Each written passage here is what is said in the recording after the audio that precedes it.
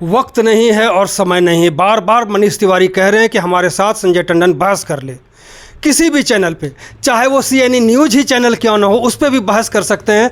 आज हम बात करेंगे कांग्रेस पार्टी के उपाध्यक्ष राजीव मौदगिल से और मैं हूं कुमार मधुकर। हम बात करेंगे जो चुनाव है, लोकसभा चुनाव 2024, और कांग्रेस पार्टी से उम्मीदवार हैं मनीष तिवारी। वहीं दूसरी ओर भाजपा की ओर से जो उम्मीदवार हैं वो संजय टंडन है। फिलहाल शहर में इन दोनों के बीच में कांटे की टक्कर बताया जाता है। इसी को लेकर के हम बात करेंगे राजीव मौदगिल जी से। मौदगिल जी, क्या चल रहा है, चुनावी स्थिति क्या है कांग्रेस और भाजपा के बीच में, अगर हम तुलना करने जा रहे हो तो? धन्यवाद मधुकर जी। बहुत सही तरीके से इलेक्शन आगे बढ़ रहा है। आपने देखा होगा कि नॉमिनेशन वाले दिन कितने हज़ार लोग सेक्टर 17 में इकट्ठे हुए, और हैरानी की बात यह है कि लोग जो जा रहे थे सड़कों पे वो पूछ कर रुके वहाँ पर कि भैया ये मनीष तिवारी जी का नॉमिनेशन हो रहा है, और अपनी गाड़ियाँ उन्होंने भी पार्क करके, जो 2 व्हीलर था 4 व्हीलर था, साइड में पार्क करके हमारे साथ, वो भी यात्रा में साथ हमारे साथ, जब हम DC ऑफिस तक गए वो भी हमारे साथ चल पड़े थे। और आप यकीन नहीं करोगे कि जब हमारा काफ़िला वहाँ से, जब हम पैदल DC ऑफिस की तरफ निकले तो लोग जो थे, चाहे वो लेडीज़ थी चाहे वो जेंट्स थे, ऑफिस के ऊपर खड़े खड़के दूसरी तीसरी ऐसी मंजिल पे खड़े खड़के क्लैपिंग कर रहे थे, वीडियोग्राफी बना रहे थे, फोटोग्राफी कर रहे थे।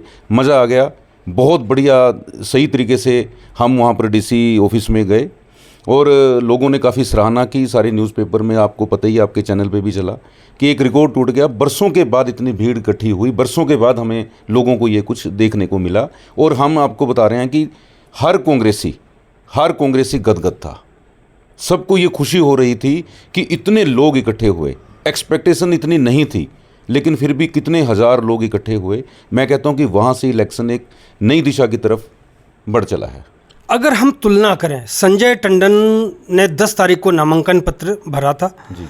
उस दिन भी आपने देखा होगा कि गाड़ियों की रैली थी जी। गाड़ी पे काफ़ी संख्या में गाड़ियां थीं, उस पर वो रैली लेते हुए वहाँ पे नॉमिनेशन करके गए। लेकिन मनीष तिवारी वाले में जो देखा, हमने पैदल यात्रा करते हुए देखा और काफ़ी संख्या में लोग थे। दोनों की अगर तुलना करें तो कितने सफल हुए नॉमिनेशन के दिन ताकत दिखाने में संजय टंडन भाजपा से, और मनीष तिवारी ताकत को दिखाने में कितने सफल रहे? इस पर किस तरह की तुलना कर सकते हैं? देखिए, दोनों में ज़मीन आसमान का फ़र्क था। जब संजय टंडन जी 27 सेक्टर से नॉमिनेशन के लिए निकले तो गाड़ियां थी। जब हमने ध्यान से देखा, रास्ते में हम भी देख रहे थे, तो किसी गाड़ी में 2 आदमी, किसी में 1 आदमी, और गाड़ियों का काफिला था, और घंटों घंटों लोगों को परेशान होना पड़ा। पुलिस वालों ने ट्रैफिक रुकवाया हुआ था, और सारा का सारा 17 सेक्टर तक जैम था। लोगों को बहुत परेशानी हुई। मनीष तिवारी जी ने ये सब देखा, हमने उनको बताया कि ऐसे ऐसे लोगों को प्रॉब्लम बहुत ज़्यादा हो रही थी, तो उन्होंने बोला कि हम ऐसा कोई काम नहीं करेंगे जिससे आम पब्लिक को, आम जनता को परेशानी हो। फिर उन्होंने हमको आइडिया दिया कि हम 17 सेक्टर में इकट्ठे होंगे, बिल्कुल प्रेस लाइट पॉइंट के पास, और वहाँ से हम पैदल जाएंगे ताकि किसी को कोई प्रॉब्लम ना हो। तो ये बहुत ज़्यादा डिफरेंस था हम दोनों में। वहाँ लोग नहीं थे, वहाँ सिर्फ गाड़ियाँ थी, यहाँ पब्लिक थी, आम जनता थी। ये डिफरेंस है दोनों में। जब संजय टंडन को टिकट मिली थी तो लोगों ने कहा था कि संजय टंडन शायद 1 लाख वोट से जीत जाएं। आज अगर उस परिस्थिति को हम देखें तो उसमें मनीष तिवारी अपने प्रचार प्रसार में, या लोगों के बीच जाने में, या इस माहौल को बनाने में कितना कवर कर पाए हैं, इसको लेकर कोई अंदाज आपके पास? ऐसे है मधुकर जी, शायद उल्टा ना पड़ जाए। आप कह रहे हैं कि 1 लाख से जीत रहे थे, मैं कहता हूं कि उल्टा ना। उस दिन की जो चर्चा थी, मैं उसके बारे में कह रहा हूं। उस दिन को छोड़ दीजिए, जब नाम का अनाउंस हुआ था बीजेपी की तरफ से, उस दिन की बात कर रहा हूं। ऐसे है कि चंडीगढ़ के लोग बहुत समझदार हैं। आपको पता है कि मैं डोर टू डोर कैंपेन कर रहा हूं, और शहर के हर हिस्से में हमें जाने का मौका मिलता है। हम क्या करते हैं कि जब लोगों से, पहले तो वो पूछते हैं कि किस पार्टी से आए हो। आम पब्लिक की बात कर रहा हूं आपसे कि किस पार्टी से आए हो। मैं कह जी, हमारा गठबंधन है कांग्रेस पार्टी का और आम आदमी पार्टी का, हम गठबंधन की तरफ से आए हैं। तो लोग अंदर बिठाते हैं, वेलकम करते हैं, पानी पूछते हैं, ठंडा पूछते हैं, चाय पूछते हैं, और 5-7 मिनट के बाद जब देखा जाता है कि उनका गुबार बाहर आता है, तो हैरानगी वाली बात है कि वो सारा कुछ उगल देते हैं। लोगों के पास टिप्स के ऊपर इनकी नाकामियों की पूरी लंबी चिट्ठी है, एक लंबी लिस्ट है। वो कहते हैं कि ये वही बीजेपी पार्टी है, जिसने मेयर इलेक्शन में हमारे चंडीगढ़ शहर को पूरे वर्ल्ड के अंदर बदनाम किया था। और पिछले 10 साल में किरण खैर ने क्या किया। और कई लोग हमें ऐसे भी मिलते हैं जो फ्लोर वाइज जैसे रजिस्ट्री इन्होंने बंद कर दी है, उन्होंने कोई प्रयत्न नहीं किया, कोई प्रयास नहीं किया, लोग परेशान हैं, तो वो लोग हमें ज़्यादा मिलते हैं और वो कहते हैं कि हम तो इनको वोट डालने का इनका हक ही नहीं है कि ये पब्लिक से वोट मांगे और हमारे बीच में है। इन्होंने कोई काम बताइए कि अगर कोई काम 10 साल में किया हो, ये वोट हम उनको देंगे। लेकिन अगर कोई काम ही नहीं किया तो वोट किस चीज़ की। फ्लोर वाइज रजिस्ट्रेशन बंद हो गई। मेयर इलेक्शन में ये सिटी ब्यूटीफुल के नाम से जाना जाता था चंडीगढ़ शहर, लेकिन पूरे वर्ल्ड के अंदर चीटिंग का हर इंसान की ज़ुबान पे ये है कि चीटिंग बीजेपी वालों ने पूरे वर्ल्ड के पूरी दुनिया के साथ की है। जिन्होंने वोट डाली थी, जिन्होंने कॉरपोरेशन के इलेक्शन में अपना वोट डाली थी कांग्रेस को और आम आदमी पार्टी को, तो इन्होंने उनके साथ भी चीटिंग की है, पब्लिक के साथ धोखा किया है। तो ये सब बातें हैं और एक नहीं एक लंबी लिस्ट है इनकी नाकामियों की, मैं आपको बता नहीं सकता। ट्रैफिक का हाल देख लीजिए, कब की मेट्रो बन जाती, कितना टाइम हो जाता जब मेट्रो शुरू हो जाती, लेकिन अभी तक इन्होंने वो क्लियर ही नहीं हुआ। और ट्रैफिक दिन पर दिन बढ़ती जा रही है। शहरवासियों का जीना मुहाल हुआ है। एक भी ऐसी खासियत नहीं है। या स्मार्ट सिटी के नाम पे इन्होंने लोगों को बेवकूफ़ बना दिया। मैं कहता हूँ कि सड़कें टूटी पड़ी हैं, पार्कों के अंदर गंदगी के ढेर लगे पड़े हैं, सड़कों के अंदर आगे आप देख लीजिए, मेरे 19 सेक्टर में देख लीजिए कि क्या हाल हुआ पड़ा है। सर्विस लेन का बुरा हाल है।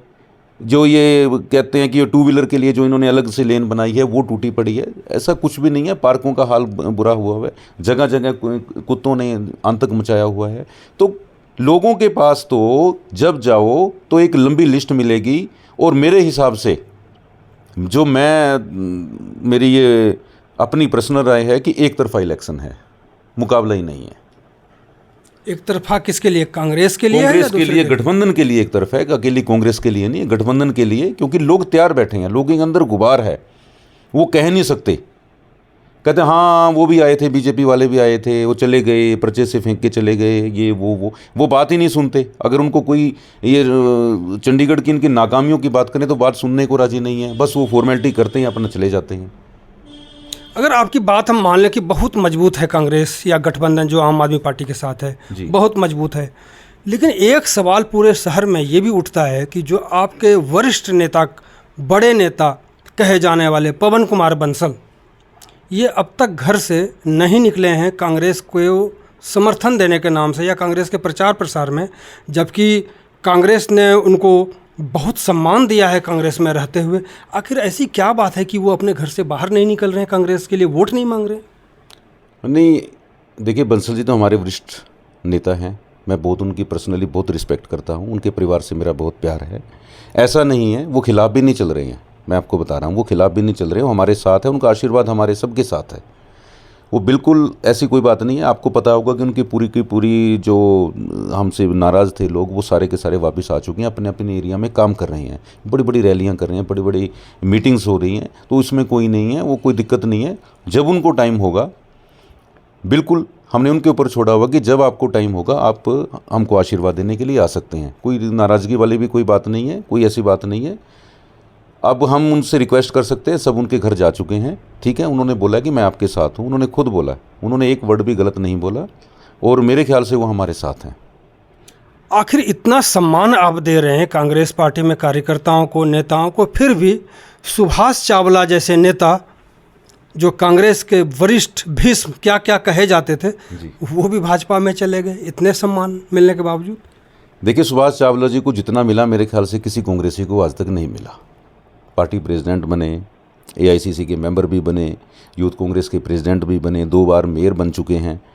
इतनी इज्जत, और मैं तो हैरान हूँ कि जब से मनीष तिवारी जी ने अपना इलेक्शन कैंपेन शुरू किया था, मैं इस चीज़ का गवाह हूँ कि उन्होंने अगर कोई मीटिंग होती है तो आवाज़ दे के बुलाते हैं या किसी को भेजते हैं कि चावला जी को बुलाओ, स्टेज पे बिठाते हैं। कोई प्रेस कॉन्फ्रेंस होती है फिर भी उनको बुलाते हैं। और मैं तो हैरान होगा कि हज़ार कम से कम 1000 लोग थे बापू धाम में जो रैली हमारी पैदल हुई थी। तो मनीष तिवारी जी ने स्पेशल बोला कि चावला जी को ढूंढ के लाओ, कहाँ हैं, पीछे रह गए हैं तो उनको लेके आओ, हमारे साथ चलेंगे। तो इतनी इज्जत चावला जी को दी, इतना इज्जत, इतना मान दिया, उसके बावजूद भी अगर वो फिर पार्टी के साथ नहीं चल सकते तो फिर उसमें कोई क्या कर सकता है? ऐसा तो नहीं कि ज़्यादा ही सम्मान मिल गया हो और वो पचा नहीं पाए इसको? ये तो मालूम नहीं है, लेकिन मेरे को ये समझ में नहीं आता कि मेरे ख्याल से आज उनका मैंने इंटरव्यू देखा था कि मेरे को 48 साल कांग्रेस में हो गए, तो अब वहाँ जाके क्या मिलेगा आपको? उन्होंने कल ये भी कहा कि 21 साल के जब वो थे तब वो कांग्रेस ज्वाइन किया था उन्होंने, जी। और आज शायद 69 वो बता रहे थे, जो मेरे ध्यान में आ रहा है, जी भाजपा में आ गए। जी। तो कुछ दिन और ही ठहर जाते, 69 साल अगर हो गए थे, कुछ दिन और ठहर जाते। दूसरी बात की सुनने में आया कि जब पार्टी छोड़ी उन्होंने तो कांग्रेस दफ्तर में मिठाइयाँ भी बटी खूब जम के। सुनने में तो मेरे को भी आया, शोर तो मचा हुआ है शहर के अंदर, लेकिन मैंने देखा नहीं है, मैं वहाँ था नहीं। काफ़ी लोगों को जो उनसे नाराज़ थे उनको तो खुशी होगी ना। सबसे बड़ी बात जो लोगों में खासकर जो नाराज़गी है, आम आदमी पार्टी में भी, कांग्रेस पार्टी में भी, जो आम आदमी पार्टी के जो लोकल लीडर हैं जी उनको तवज्जो नहीं मिल रही। एक ऐसा नेता, कोई दो जो मोहाली साइड से आते हैं या पंजाब साइड से आते हैं, कहते हैं कि वो आकर के लोकल लीडर के ऊपर, जो आम आदमी पार्टी के हैं, उनके सिर पर बैठ करके और यहाँ राजनीति कर रहे हैं, और कांग्रेस पार्टी उनको तवज्जो देने में जुटे हुए हैं। इसी वजह से कई पार्षद आम आदमी पार्टी के वो नहीं आए मनीष तिवारी के रैली में नामांकन के दिन, और भी कई लोग थे जो वो वहाँ पर नहीं आए, और आए तो वहीं आधे रास्ते से ही घूम करके चले गए कि वहाँ पे लोकल जो लीडर हैं उनको तवज्जो नहीं मिल रही। एक चेहरा, वो चेहरा कौन है, कहाँ से आया, कैसे आया, ये शहर के लोग जो है जानने की कोशिश में है। कौन है वो चेहरा जो एकदम दमन चक्र चला रहे हैं लोकल आम आदमी पार्टी के नेताओं में? कुछ है आइडिया इसके? देखिए, मेरे को तो मालूम नहीं है कि वो चेहरा कौन है, लेकिन मैं आपकी बात का जवाब देता हूँ कि आम आदमी पार्टी के सारे काउंसलर उस दिन आए थे, सब ने मेहनत की है, और सभी अपने अपने इलाके में जितने भी जसबीर लाडी को नहीं देखा, जो अध्यक्ष के दौड़ में थे आम आदमी पार्टी में, उनको नहीं देखा। नहीं, जसबीर लाडी जी को मैं तो खैर सब वहाँ था, आगे था, मेरे समझ में नहीं आया। मेरे को लगता कि शायद आए होंगे, लेकिन मेरे ध्यान में नहीं है। पर मेरे को बाद में जब हम नॉमिनेशन करने के बाद जब फ्री हुए तो मुझे ये बताया गया था, हम सबको बताया गया था कि सारे काउंसलर आए हैं। लाडी जी ने तो आज भी प्रोग्राम रखा हुआ है अपने इलाके में, तो ऐसी कोई मेरे को बात महसूस नहीं हुई कि उनके बीच में है। वैसे आम आदमी पार्टी के बारे में हम ज़्यादा तो कुछ मेरे को नॉलेज नहीं है, लेकिन मेरे हिसाब से सारे एकजुटता के साथ, चाहे वो कार्यकर्ता हैं, चाहे वो नेता हैं, चाहे वो काउंसलर हैं, सारे के सारे अपने अपने इलाके में पूरा सहयोग दे रहे हैं हमें। सुभाष चावला जी चले गए, कितने वोटों का अंतर पड़ेगा? यानी कि जो कांग्रेस पार्टी के जो वोट हैं वो कितने, मतलब नुकसान पहुंचा होगा कितने वोटों के? अब क्या कह सकता हूँ, वो तो उनको ही मालूम होगा कि कितने वोट साथ लेके गए हैं। लेकिन हम तो उनको यही कहते थे कि हमारे वरिष्ठ नेता हैं और पूरी इज्जत मान हमने उनको दी है। अब तो वो बीजेपी वाले हैं, वो क्या करेंगे? उनके पास तो पीछे आपके चैनल पे मैंने देखा था कि इंटरव्यू आया था मल्होत्रा साहब का, जो उनके प्रदेश अध्यक्ष हैं, कि हमारे पास तो टॉफ़ियों के बोरे भरे हुए हैं कि जो भी आएगा चूस लेगा। अब चावला जी को या चॉकलेट चुसाएंगे वो, या टॉफ़ी चुसाएंगे, ये मालूम नहीं है। फिलहाल क्या स्थिति है अभी? किस चीज़ जो कांग्रेस का जो प्रचार है और भी तंत्र जो साथ में चल रहे हैं? देखिए, हमारा प्रचार तो बहुत सही ढंग से, बहुत सही तरीके से आगे बढ़ रहा है। जब भी मैं अपने जितने भी मेरे साथ के साथी हैं जो कांग्रेस से जुड़े हुए हैं या आम आदमी पार्टी से भी जुड़े हुए हैं, सारे अपनी अपनी जगह में डोर टू डोर कैंपेन कर रहे हैं, लोगों को मिल रहे हैं। और मैं जब 19 सेक्टर में डोर टू डोर रोज़ करता हूँ तो मैं हैरान होता हूँ कि आम आदमी पार्टी वाले खुद फ़ोन करते हैं कि भाई साहब कहाँ पहुँचना है। हमारे कांग्रेस के तो आते आते वो खुद फ़ोन करते हैं कि भाई साहब कहाँ पहुँचना है, क्या पॉइंट है, कहाँ कौन सा एरिया करना है। तो मेरे हिसाब से तो बहुत सही तरीके से चल रहा है। और आप प्रोग्रामों को कैंसिल भी करना पड़ रहा है, इतने ज़्यादा प्रोग्राम आ चुके हैं, लोग दे रहे हैं। कोई कहता है हमारा डोर टू डोर करना है, कोई कहता है मार्केट डोर टू डोर करनी है। कभी गांव में कल मैंने देखा क्या हुजूम था, बापू धाम कॉलोनी में देखा, धनास में कितना बड़ा ज़बरदस्त फंक्शन हुआ है। हर कॉलोनी के अंदर जहाँ भी मनीष तिवारी जी जा रहे हैं, लोग उनको सुनना चाहते हैं, लोग उनको देखना चाहते हैं। लोग कहते हैं कि हमने इनको टीवी पे देखा है, बड़ी ज़बरदस्त तरीके से डिबेट करते हैं, बड़ी ज़बरदस्त तरीके से मुद्दों को उठाते हैं संसद के अंदर। तो लोगों में एक जिज्ञासा है। मैं आपको बता, मनीष तिवारी जी बार बार कहते हैं कि संजय टंडन हमसे बहस नहीं कर पा रहे हैं, वो सामने नहीं आ रहे, और जो चंडीगढ़ में बहस नहीं कर पाएंगे वो पार्लियामेंट में क्या बहस करेंगे? ये कहाँ तक? बिल्कुल सही है उनकी बात, ये हम नहीं कह रहे हैं, पब्लिक कह रही है। अब जब हम भी लोगों के पास जाते हैं, मान लो मैं मंदिर चला गया, या मैं गुरुद्वारा चला गया, या मैं किसी पार्क में चला गया, या लेक पे सैर करने चले गए, तो सब लोग यही कहते हैं कि क्या चक्कर है, उनमें क्या कमी है कि जो वो मनीष तिवारी जी के साथ डिबेट नहीं कर सकते। उन्होंने कितने दिन हो गए, मेरे ख्याल से 12-13 दिन हो गए हैं चैलेंज किए हुए। अगर है उनमें, अगर वो चाहते हैं कि मैं इलेक्शन लड़ रहा हूँ और मैं संसद में जाऊँ तो आओ बहस कर लो, 10 मिनट में दूध का दूध और पानी का पानी हो जाएगा। मनीष तिवारी जी ने तो उनको ये भी बोला है कि एंकर भी आपके, स्थान भी आपका, चैनल भी आपका, जहां आपका दिल करे मैं वहां आने को तैयार हूं। आप कम से कम मुद्दों पे करो बात, चंडीगढ़ के लोकल मुद्दों पे करो, नेशनल मुद्दों पे करो, इंटरनेशनल मुद्दों पे करो, बताओ किस में करनी है। लेकिन वो उसकी चीज़ को उठा ही नहीं रहे, कहते मेरे पास वक्त ही नहीं है, मेरे पास समय नहीं है।